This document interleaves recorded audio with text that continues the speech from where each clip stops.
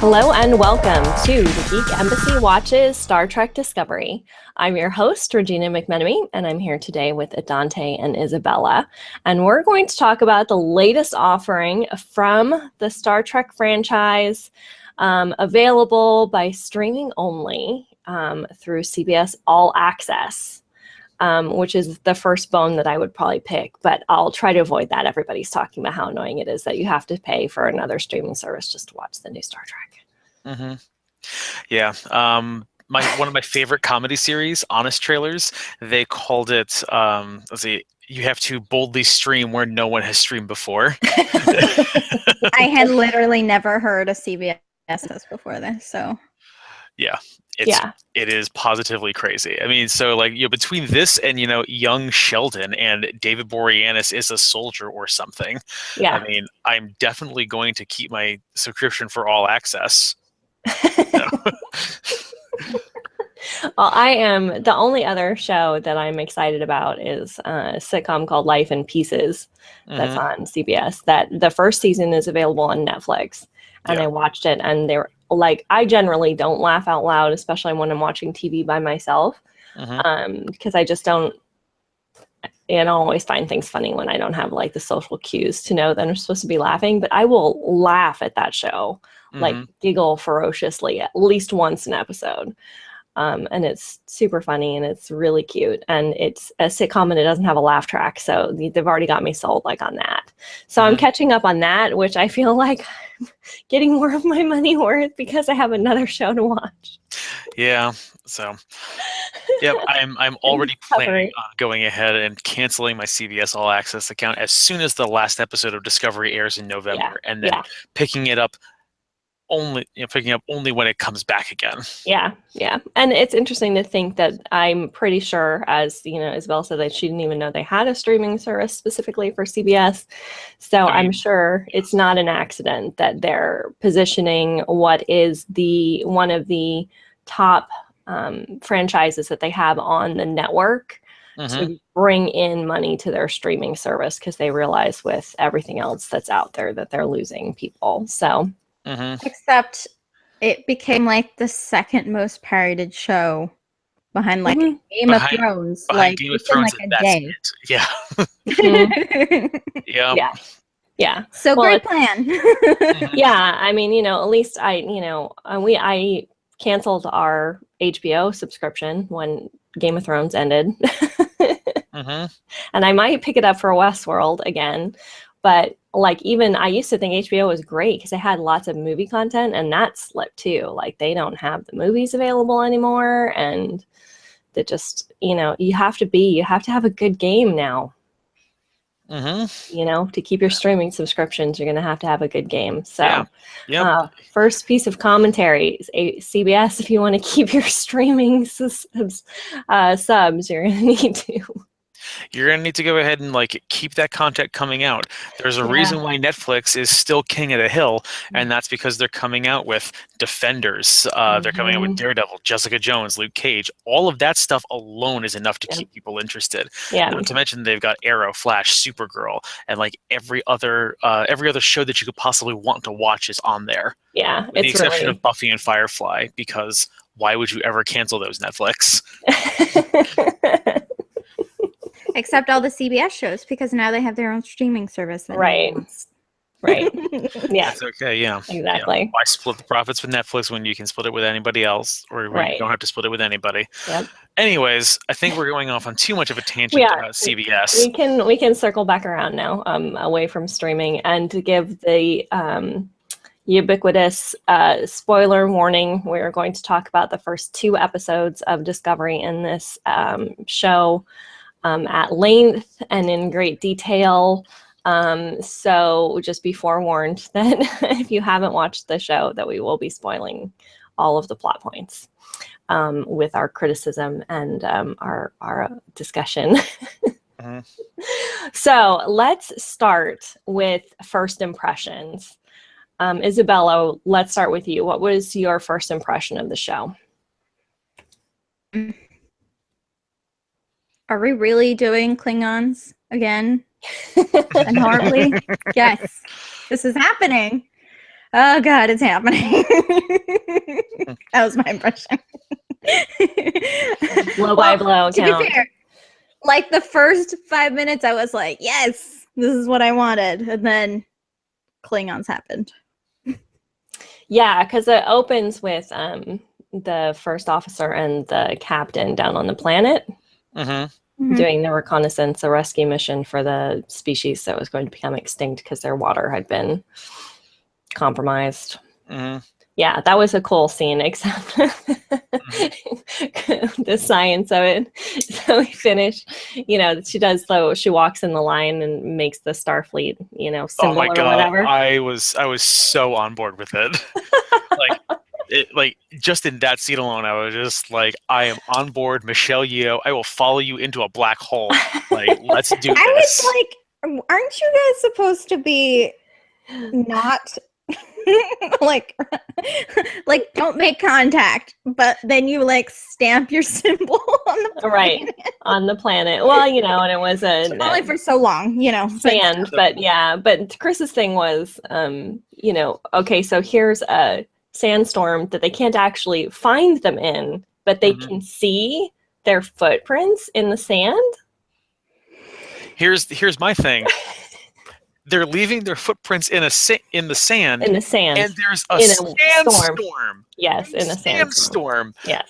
Like as soon as the commercials happened right after that thing, where I was just like, yes, this is great. I was like, wait a second, there was a sandstorm. Right. Yes. The logic of it was pretty fun. How are they going to go ahead and leave and do that the whole thing while it still be there?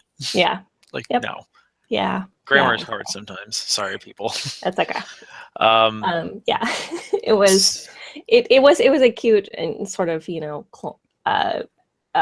emotion-driven opening, and I liked that. I was okay with that. The way it established the characters and their dynamic. Well, yeah, you know exactly who the captain and Michael, the first officer, are like in those first 5 minutes. Oh yeah, pretty straight away. Yeah, I enjoyed that.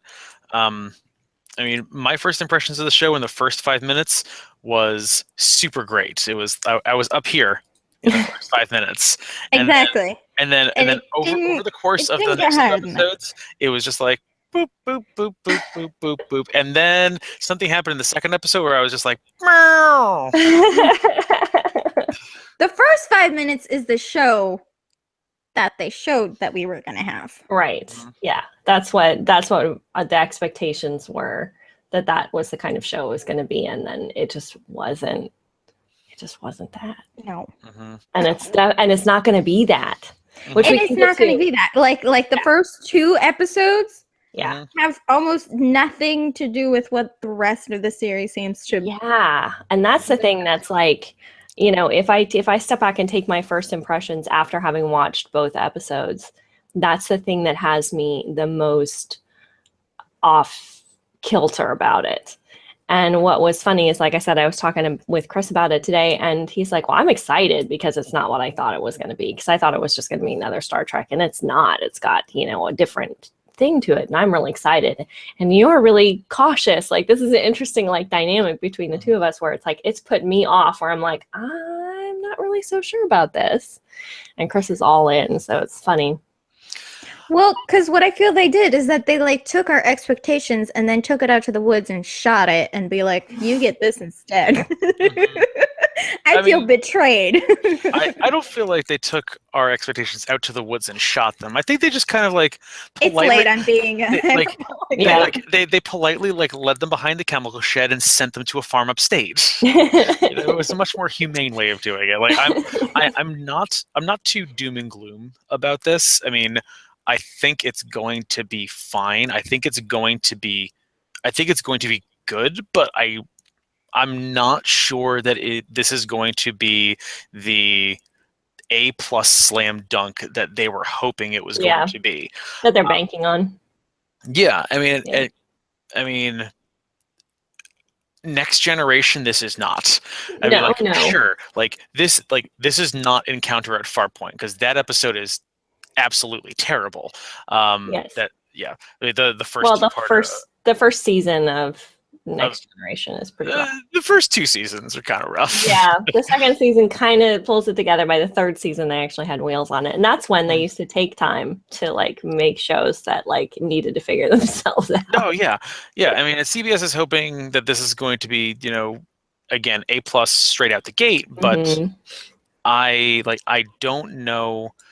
I don't know that I'm that excited about it. Like, I'm gonna go ahead and watch it. Yeah. Because I am part of this website and I'm part of this channel, and I don't think that if I was not doing this podcast, double negatives are great, folks. Yeah. God, I was about to pull into a triple negative. Let me try to rephrase this. If I wasn't doing this podcast, I would not be watching this show. I would have been like, oh, okay, cool. I saw the first 2 episodes, and I'm going to cancel my free week subscription to CBS All Access right now. You got a week. I got 2 days. It said 30. It said 2 days free. Oh, man. Mine said a week for free. I think because I went with the no commercials version. Because okay. having streamed episodes on CBS's free streaming when they had kind of like a Hulu setup for a while where you could watch episodes, and I was watching one of the seasons of The Good Wife. It was, you had to watch it within a certain number of days, and they had certain episodes that you could only watch like 2 days after it aired. And those were free, and so there were commercials, and there were lots of commercials. There were like 10 commercials, and so I was like, I'm not even messing around. Like, I don't have the time to watch 10 commercials in a subscription service. Even if it said it was limited, I'm like, I don't know, because even with like I got the no subscriptions, I still get commercials in Life in Pieces for CBS shows, but I still get commercials. And they keep showing the same NCIS with Scott Bakula, and I'm like, you can't do that accent and stop it, because it's terrible. So that's the entire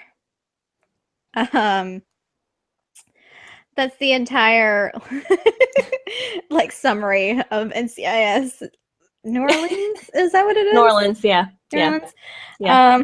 Yeah, because they starts out like in the over, because I've seen it like 5 or 6 times now, because that's how many episodes I watch. And so he starts out like really thick in like a southern drawl, and then it's just Scott Bakula like 15 seconds later, and I was like, really? Okay. They convince you you're in New Orleans just by having beignets and gumbo all the time. Yeah, I was just like, no. Anyway, totally off topic. But yeah, I'm gonna try not to rant about the streaming service anymore. So Dante, so you were into it too at the beginning, and then kind of like faded as the episodes continued. Yeah. All right. So let's talk about the biggest issue I think we all had, because I put, as we were discussing and we were talking and prepping the episode, I put up a picture for everybody to see of like the evolution of the Klingons. Oh, goodness gracious. Oh, because I'm having a really hard time with the Klingon aesthetic. Yeah. The Klingon everything, really. Yeah, it's just yeah. Like it had to be Wrath of Khan that they redid when they rebooted the movie. But to do the Klingons and make them look again, like I kept thinking how reptilian they looked. Like that was my whole thing, is that they just look like reptiles. So here's my thing with the Klingons. I'm trying my best to be optimistic and open-minded about this. The one positive that I can absolutely say is that the Klingons in this iteration of Star Trek finally, at least to me, stopped looking like humans with lobsters attached to their foreheads. Yeah, that's true. And they finally look like legit aliens at this point. Yeah, they're actually legit aliens.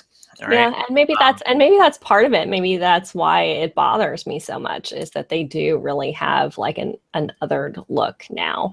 Yeah. Where they didn't so much before. Yeah, and that's the thing with everything in Star Trek. I mean, it started out with Shatner, and people literally just painted green, and other people, and dogs in costumes. yeah, dogs in costumes, and the and like, correct me if I'm wrong, but like the earliest Klingons were basically just people with weird eyebrows and goatees and dressed in gold lame. That was basically it. There's a little because Roddenberry envisioned them like the next generation with the with the ridge, with the ridge that Worf has, but they didn't have the technology really to do it in an effective way during the original series, which is why Roddenberry is very involved with the next generation. That's why they look the way that they do. So to see it kind of, and then you have to think about the placement of where this is in relation to the others. So Star Trek Discovery comes after Enterprise and before the original series. Yeah, which is in the non-movie universe. Gotcha. Okay. Yeah, which is weird because everything looks so much further advanced. So much further advanced. I mean, their clothes, the ships, just everything looks. And then part of that is just the special effects, but it really that is really kind of its placement and that's its placement in the story. So that was part of the reason why I think I bristled, because I had to stop the episode and look up to see where it was, because that was the understanding I had before, was it came there. But then I'm like, why do they look so fundamentally different? And that was the thing that really I couldn't wrap my head around, especially with the uniforms. Like, because I thought, like, I'm thinking to myself, like, these uniforms are lit as hell, and then I'm looking at this, and I'm like, wait a second, this is supposed to be 5 years before Kirk. Like, what happens, like, when they go from this sharp looking stuff into pajamas? It's basically scrubs. Yeah, scrubs. And because if you look at the full, you don't see a lot of full length shots in the original series, but they actually had the pants tucked into their boots. Just always cracks me up because they ballooned out at the top. Like, what were you thinking? Even for the 60s, that was bad. But the bad polyester and all that. So it is it's hard to kind of keep the continuity between them and keep it in its place in time, because it is aesthetically so different. So. Yeah. Right. So that's why I have trouble placing it in the timeline. It's because now you've dramatically changed how they look. I mean, and it's I think that if I was more of a Star Trek geek, don't get me wrong, I love Star Trek, it's great. I'm not as slavish to the timeline as some of the other more hardcore fans or some of the more purist people are. So it doesn't bother me all that much. I can pretty much separate them as different entities in different shows that happened at different points in time and at different places in the galaxy for every Star Trek universe.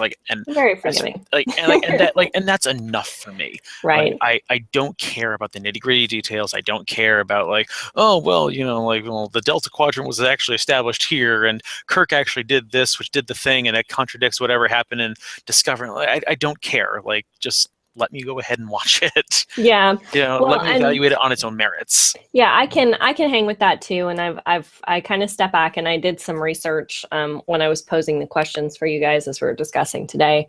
And I pulled up a couple of articles with the showrunners talking about it.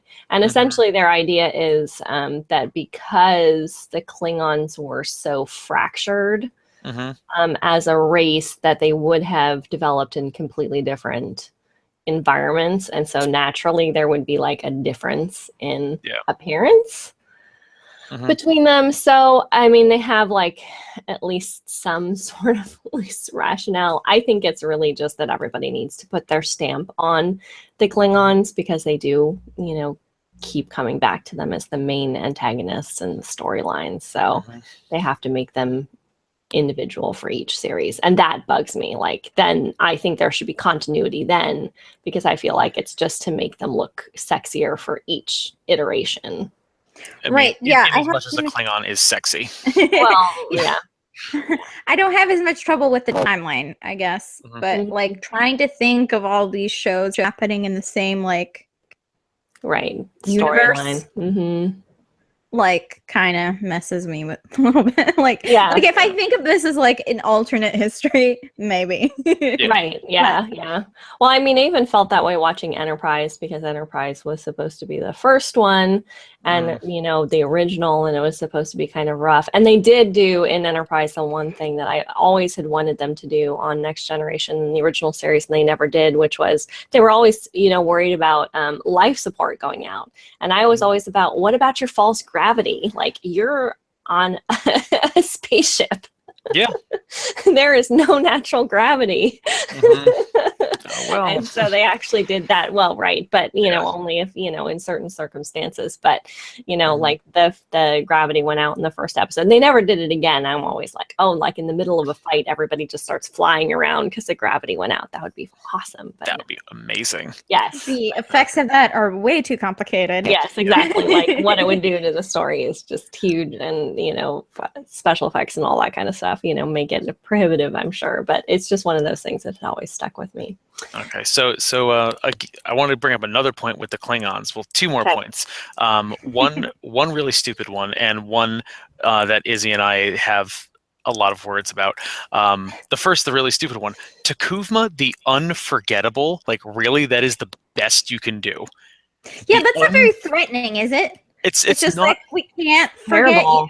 It's like, we can't forget you. Like, great. Like, I don't forget you, but like, it's like awesome. the first identity someone comes up with when they're developing their identity in an online environment, and they're making a character for themselves, and that's what they would call themselves. I'm sitting there just like, you know, like that's about as good as like Fiery Ice Dragon Princess for 2069 or something like that.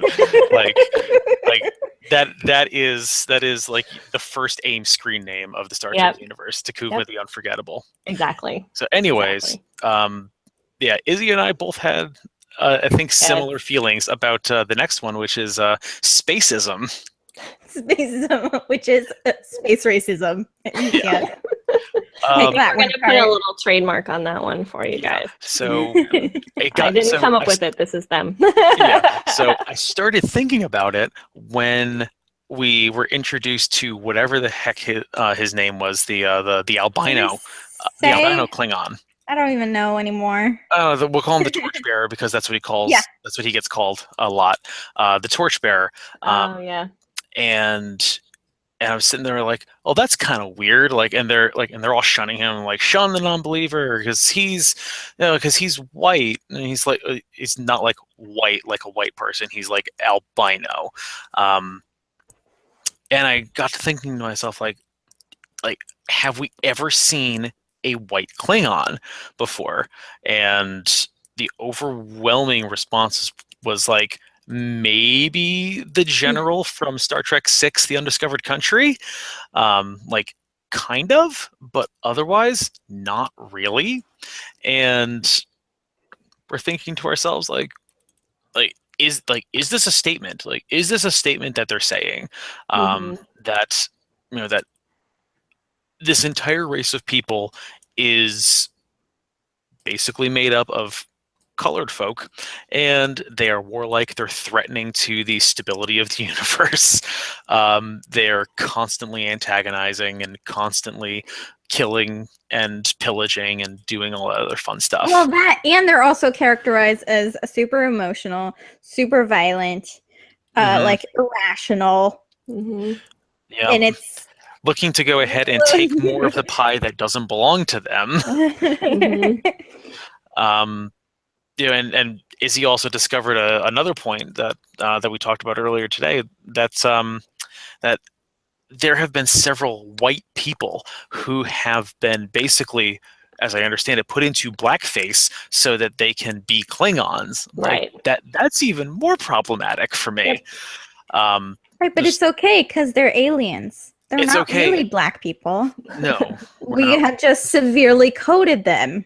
Right. As people of color. Well, and you know, and there's arguments against that, and analysis as well of the orcs in Lord of the Rings, and the goblins as well, where the race parallels, like, it parallels like real race profiles. Yes. Yeah, and that's just kind of a standard thing that has ended up happening. Yeah. So yeah, but it's super prevalent in space-based shows. Yes, absolutely. Well, and and other the aliens. Yep. As basically people of color. Yeah, I mean, most famously, I think was Star Wars Episode 1, The Phantom Menace, where the Trade Federation folks were basically saddled with these terrible Chinese accents. Do you all remember that? Yeah. So yeah, I mean, basically, what we're talking about is kind of old hat as far as science fiction at large is concerned. But this is 2017. Yeah. We were supposed to be woke at this point. Yeah, we're supposed to be woke. Yeah. I mean, and sure, like a lot of Star Trek fans are still, like my father's age, or born in the late 40s, early 50s, and maybe they're not really hip to this idea yet. But if you're trying to go ahead and attract a younger audience, who's not as firmly entrenched as someone like I am, maybe you should be thinking about these things when you are making these decisions with your characters. Yeah. Because just because it's always been this way does not necessarily mean that it has to continue to be this way. Right. Well, and it goes back to, it really was an issue that Roddenberry wanted to discuss. He really did want to discuss race issues, and then it's just been diluted throughout the continuation of the franchise, where it was so very evident in some of the, especially if you look at the third season, when he knew the show was canceled, and there was like, he's like, look, they actually had the episode where like there was like black on one side of the face and white on the other. I mean, like, talk about like hitting you over the head with a metaphor. Yeah, exactly. Right. But both were white actors, I'm pretty sure. Both of them were white actors. But, that really was something that he wanted to discuss. And it's just kind of gotten lost in this othering that we're seeing happen where they're made aliens and they're made so othered. And I do think that that's part of my discomfort with this, was looking at the faces, because there were so many shots of like a close-up of the unforgettable guy who I can't remember his name. That they went really tight over the skin, and to show, and I guess from what I read, that part of what they're doing is that these Klingons have no hair. Yeah. Where hair was such a prevalent part of like the other Klingon representations. Yeah.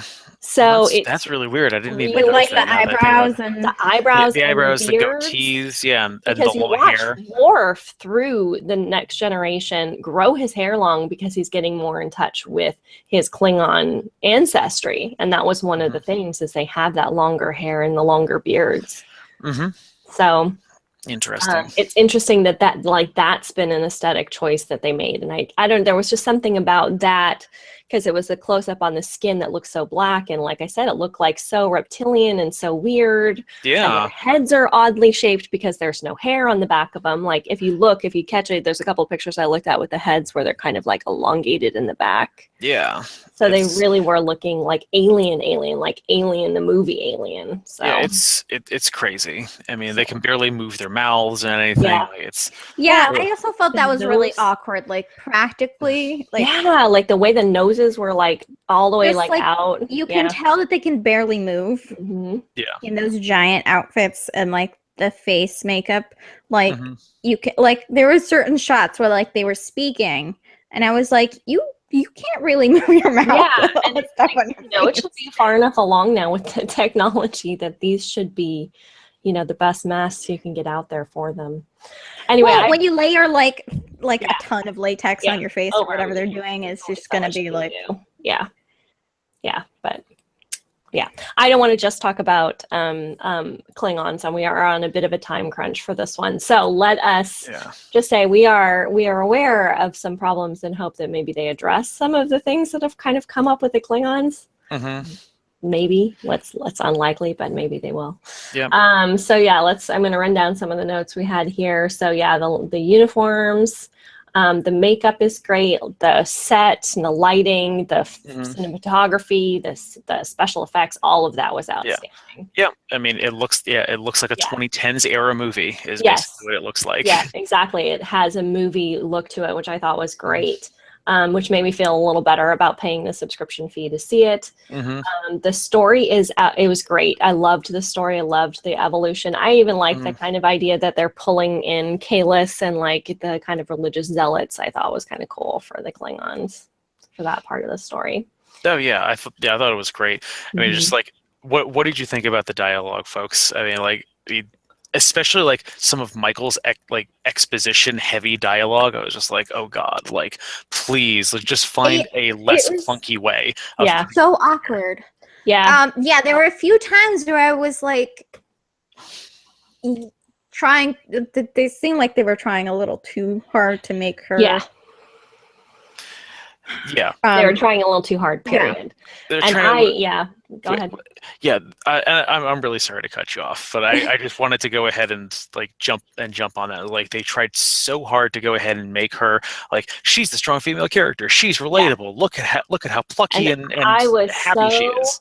Off put. Like I just and I shouldn't be, because she should be everything that I want, but like they were working so hard at it, and they were working so hard and forcing the relationship between her and the captain that I didn't feel it. Like I didn't feel the connection between them. And if they have these 7 years worth of history between them and she's really kind of humanized her. Yeah. Did either of you feel that way about them? I felt it more in the first 5 minutes than I did in the rest of it. Right. Like I didn't see it. Like that's why like when you said it started out and I was right there. Like I'm I'm loving these guys. And then that whatever that sense of connection between them, I didn't see it kind of come back again. No, I mean, it was just, I think it didn't help that I felt she's very inconsistent in the way that she's being written. They're trying to go ahead and make her a human with a Vulcan upbringing, and I'm not sure that the writers really know which way they want to go with her. Yeah. Because it seems like there's one scene where she's hyper Spock-like and and very matter of factly and proper Vulcanese, and then there's the next part where she literally does the Vulcan force pinch and she commits an act of mutiny and she's acting in a heat of passion. I'm just right. What is happening? Yep. And then the next scene she's breaking out of her prison cell in a very calm, cold, and calculated way. I'm like you need to go ahead and choose a gear and stay in that lane, all right? Or at least if you're gonna do a mix, do the mix in a believable way. I mean, because she just ping pongs back and forth instead of I don't believe that there's conflict there if she's just like, I'm acting very Vulcan now, and then I can just very emotional. Which way I want to go with this, as opposed to showing the character development in a way so you see why she's making the irrational decision she makes when she makes the irrational decision, and she uses the logic when she uses the logic. Because I loved the scene where she broke out of the cell. Yeah, it was like, oh my gosh, she's gonna out-logic the computer. I was so excited. Yeah, I thought that was great. It was well written. It was well conceived. It was beautiful. Like, it was great. But then it's like, it just feels, it feels too, I don't know. There is just that certain something that seems to be missing. And, and it's one of those things that you can't put your finger on it, but when it's not there, right. And exactly. I hate whatever the connection is, and that energy between people, it just didn't happen. Yeah, I hate to use sports ball analogies here, but this is what in sports balls they call the intangibles, right? The X factor. Yeah, it's just some people just have that thing, and Michael doesn't have it, which is all the more disappointing because I thought this show was supposed to be about Michelle Yeoh.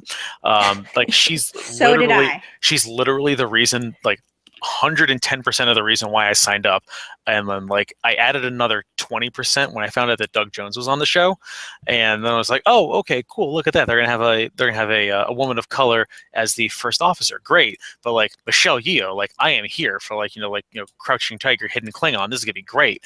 And then they totally 86 her at the end. Like, what? Yeah, I knew that was was coming because it said special guest, and I was like, oh, she's gonna die in one of these the second episode. That's the thing, is like I saw special guest Michelle Yeoh and I thought like, oh, okay, so she's just gonna be like a recurring character. This is gonna be the story about I how still think she'll come back. Yeah, I thought this is the story about how Michael took the ship. Yeah. And no. Yeah, I think she's dead, but I think that she'll be in flashback scenes in Michael's evolution. Yeah. I mean, and the like backstory. I mean, here's the thing, like, hear me now, CBS, like, hear me now, like, give me another series with Michelle Yeoh. Like, I want to go ahead and see her, like, her character in her younger years. Like, that's all I want to see. Awesome. That is literally all I want to see. Just like her sit, like you want to go ahead and put her in a rocking chair, going ahead and telling stories about the past. I don't care. I will watch it. You could How I Met You Mother her. Oh God, I would be so happy. But, like, but how unnecessary was that death? Absolutely, how unnecessary was that? They absolutely fridged her just to make Michael feel things. Yeah. Basically. Yeah. just to make Michael feel responsible for everything, not to mention that, Michael probably already feels guilty about starting an intergalactic war when she didn't need to. And now she has to feel guilty about the fact that she killed the one reason why I was watching this show. She killed the one reason I was watching the show. Yeah. I mean, that's the thing. It's like Philippa Georgiou she was fully realized. She was consistent. She was tough. She she had everything that I wanted in a Starfleet captain. I didn't have that much feeling for her. I didn't get that. Oh, I didn't. Yeah. No, really? I thought she was great. Yeah, I didn't connect to her. I didn't connect to either. I did in the first scene, like we were saying, like the opening. Mm-hmm. And which had been part of, I think that was part of what I stopped watching the previews because when I want to like something, I usually like sequester myself from it.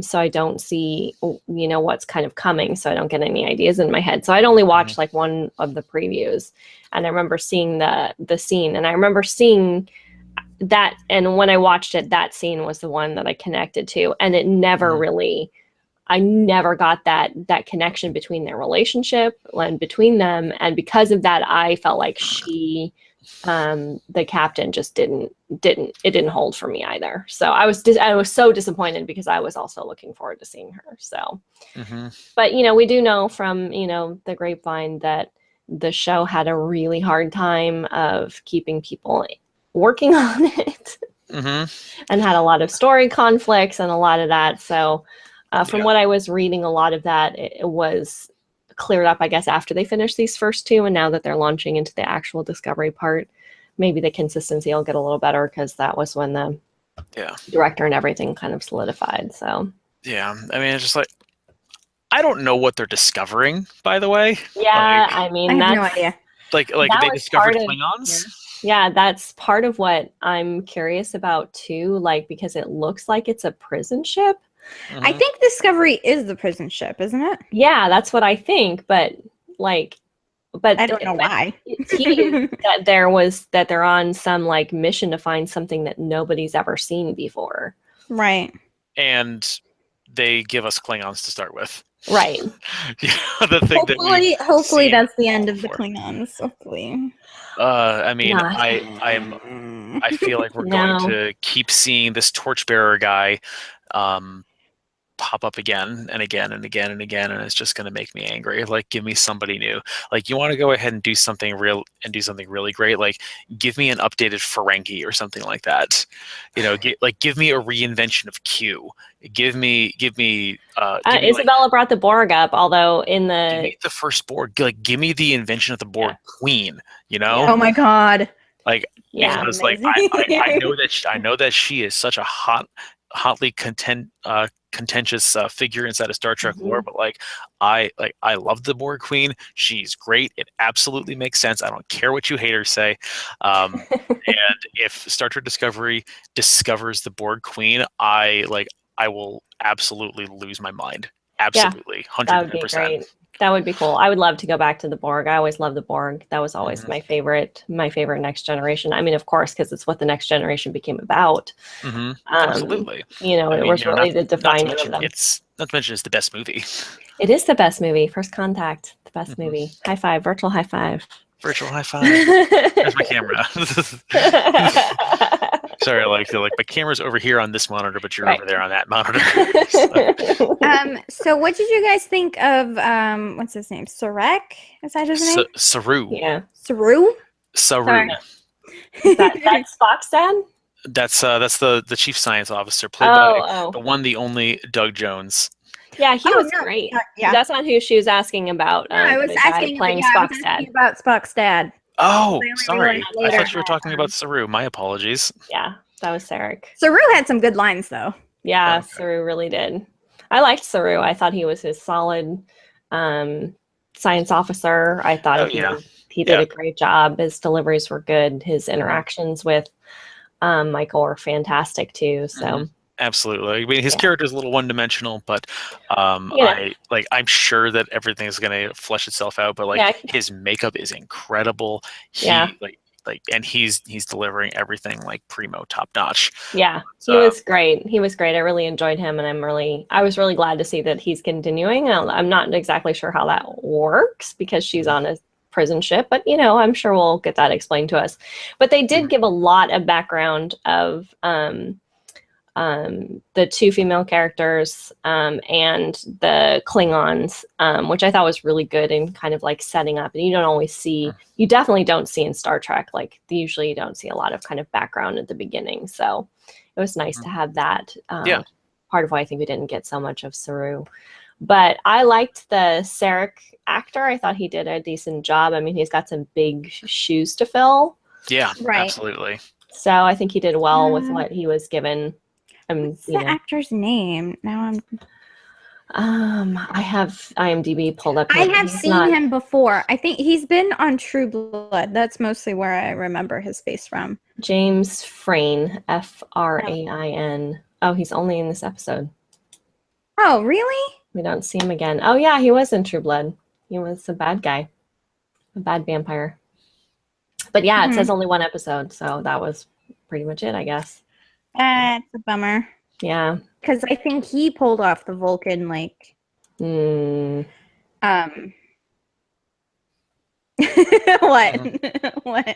What? Yeah, the countenance, the like... I thought you were... Yes. Okay, I thought you were like disagreeing with me.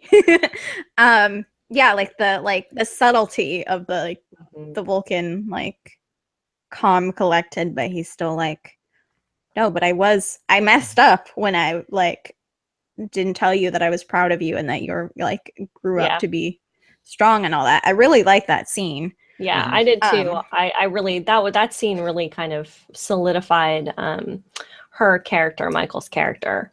But like you said, with kind of the ping-ponging back and forth between the emotion and the not, it's just too much. It was too extreme. They wrote it too extreme. They made it too overly exaggerated. It just carried too much. So hopefully that'll thin out, and hopefully they'll get that.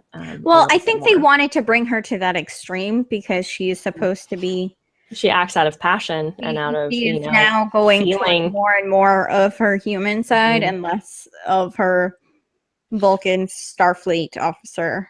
Her training, her training, because it's training versus it's nature versus nurture, right? Like her nature is still going to be human, and her nurturing or her upbringing was not. So, it'll be interesting to see. It's interesting to see that theme brought back again too, because of course that's what Spock and what Data deal with as well. It's nice to see it in a female character, especially a female of color. So it's cool. Absolutely. Yeah. That's cool. So what are we thinking? Are we hopeful? Are we like on the fence? Where is everybody with where we go from here? Hashtag emoji shrug. Yeah, I mean, You can't hashtag an emoji. yes, I can. I just did. I think. Oh God, like I think I'm on board for at least like one, maybe two more episodes.